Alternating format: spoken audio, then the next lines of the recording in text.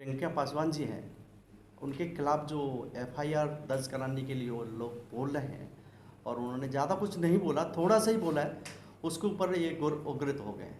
हिंदू महासभा के संगठन है वो भी उग्रित हो रहे हैं, बजरंग दल के हो रहे हैं, करनी सेना के भी हैं, सभी लोग मतलब उनके उग्रित हो रहे हैं। उनको मारने की धमकी दी गई।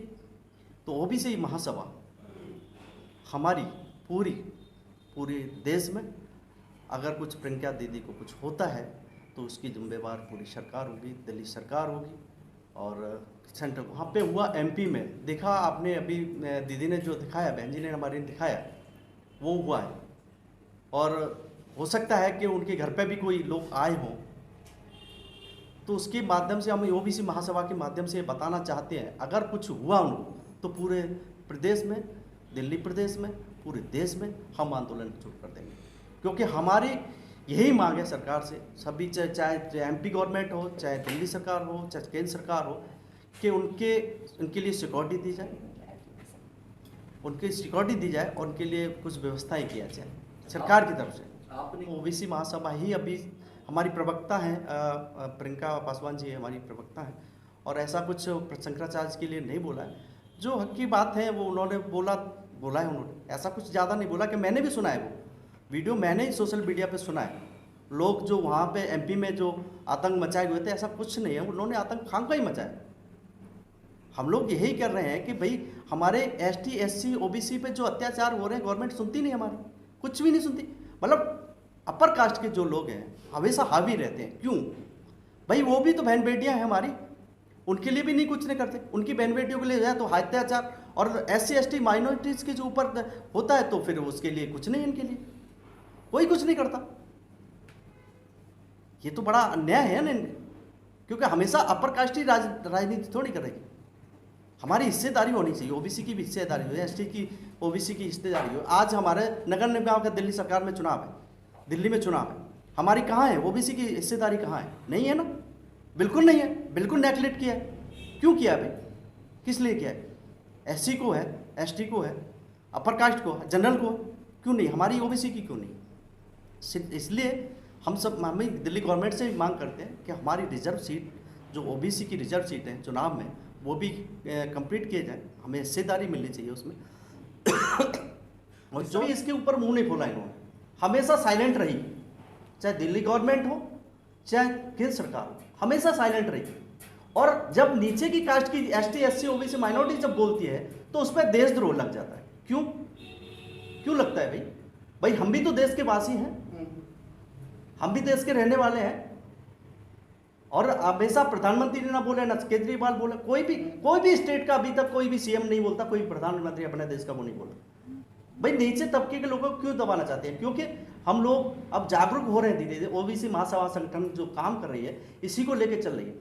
जो 85% लोग हैं, हम लोग कब तक नहीं समझ में आएंगे हमारे? हमें समझाने की कोशिश यही है हमारी सभी एससी एसटी ओबीसी और माइनॉरिटीज़ को कि 85% हम कब सुधरेंगे? सबके साथ सबके विकास की बात करते हैं मोदी जी।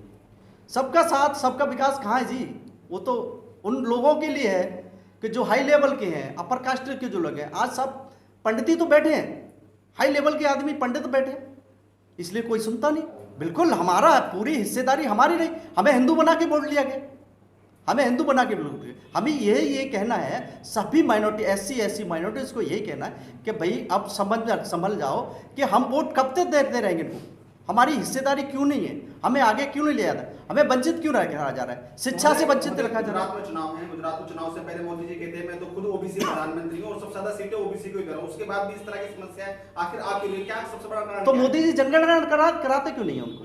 मोदी जी कराए ना जनगणना, तब पता लगेगा हमारी वो जनसंख्या कितनी है ओबीसी की। आप ओबीसी के बन गए हो, लेकिन चल किसी की रही है ये बताए ना? आपकी सरकार में चल रही है, आप प्रधानमंत्री बने बैठे हो, आप एक चीज पे मुंह नहीं खोलते हो। हमारे बहन बेटियों के पे अत्याचार हो या एसटी एससी की बहन बेटी पर अत्याचार हो, क्यों नहीं मुंह खोला? आज तक खोला कभी भी? 7-8 सालों में कभी नहीं मुंह खोला, कभी नहीं बोला। हाथरस का कांड हुआ, कभी बोला उन्होंने? नहीं बोला। उन्नाव का कांड हुआ, उसमें नहीं बोले, उसको बचाव और किया। तो यही तो हमारे प्रधानमंत्री से दरखास्त है कि भाई एक बार कम से कम हम लोगों को भी तो देखो, हमसे वोट लेते हो, हिंदू बना के वोट लेते हो, एससी एसटी ओबीसी को हिंदू बना के वोट लेते हो तो हमारी भी सोचो। आज वो कहते हैं कि मैं ओबीसी हूँ, ओबीसी कुछ नहीं हो आप। सर आपसे सवाल, अगर प्रियंका पासवान जी को अगर थ्रेट देने, धमकी देने की गिरफ्तारी नहीं हुई तो अगला कदम क्या होगा आपका? जय भीम, जय भारत, जय संविधान। और आप सबको बहुत बहुत धन्यवाद, क्योंकि आप सब लोग मिलके इस खबर को आगे बढ़ाएंगे और बिल्कुल पूरे तरीके से। तो प्रियंका पासवान बहन जी को मैं कहना चाहूँगा, बिल्कुल दबने की ज़रूरत नहीं है। हमारा ओबीसी समाज, पूरा ओबीसी महासभा पूरे तबके के साथ आएगी। बिल्कुल कोई भी घटना होती है, उस घटना की जिम्मेवारी पूरी दिल्ली सरकार, पूरी केंद्र सरकार होगी। सर ऐसा क्यों होता है, जब कोई घटना हो जाती है तो भी बाहर निकलते हैं, फिर कहते हैं जस्टिस चाहिए, जस्टिस चाहिए। उससे पहले लोग कहते हैं धमकी दी जाए, मारने धमकी दी जाए, कुछ कोई कार्रवाई नहीं होती है। जब किसी के साथ कोई हादसा हो जाता है तब हम लोग बाहर निकलते हैं, तो कैसे होगा? तब मोमबत्ती लेके निकलते हैं। मोमबत्ती देखिए जी, वो मोमबत्ती वाला सिस्टम है, तो इसलिए तो हम लोग इकट्ठे होके और इसकी आवाज़ उठाने का काम कर रहे हैं। ऐसा नहीं है कि हम काम नहीं कर रहे हैं। इसलिए हमारी ओबीसी महासभा पूरी तरीके से लगी हुई है, हर मुद्दे की बात कर रही है। जहाँ भी जो घटनाएं होती हैं, SC ST OBC माइनॉरिटी के ऊपर घटनाएं हो रही हैं, और पूरी हमारी इंडिया के अंदर ओबीसी महासभा फुल विरोध कर रही है। मगर हमारे लोग समझने को तैयार नहीं है। अभी क्या है कि ओबीसी के भी लोग हमारे जो मंत्री संतरी बन जाते हैं, जो कि उनके गुलाम बन जाते हैं, वो खुद हमारा नुकसान करते हैं। वो हमारी बात को कहते नहीं हैं बिल्कुल भी। उन्हें खुल के आना चाहिए। मैं SC ST OBC के जो मंत्रियों को मैं बताना चाहूँगा कि बिल्कुल विरोध करना चाहिए, इस्तीफा देना चाहिए, क्योंकि वो लोग विरोध नहीं करते हैं। अगर वो लोग हमारे विरोध करने लगेंगे, उसी दिन सरकार ख़त्म हो जाएगी, उसी दिन सरकार को झुकना पड़ेगा और हमारी बात को रखना पड़ेगा। तो ये मैं कहता हूँ, प्रियंका पासवान जी के साथ जो भी वहाँ पे चल रहा है, तो उनने गलत क्या बोला है?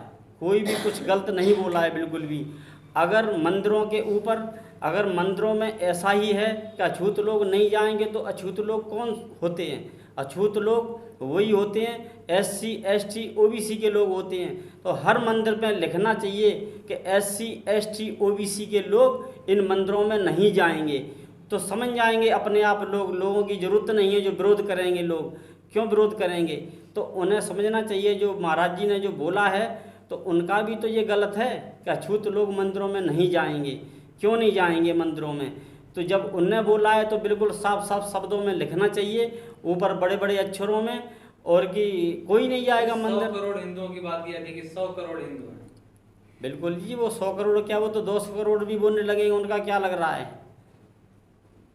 वो तो बोलने के लिए वो तो तैयार हैं। ठीक है। ठीक है जी।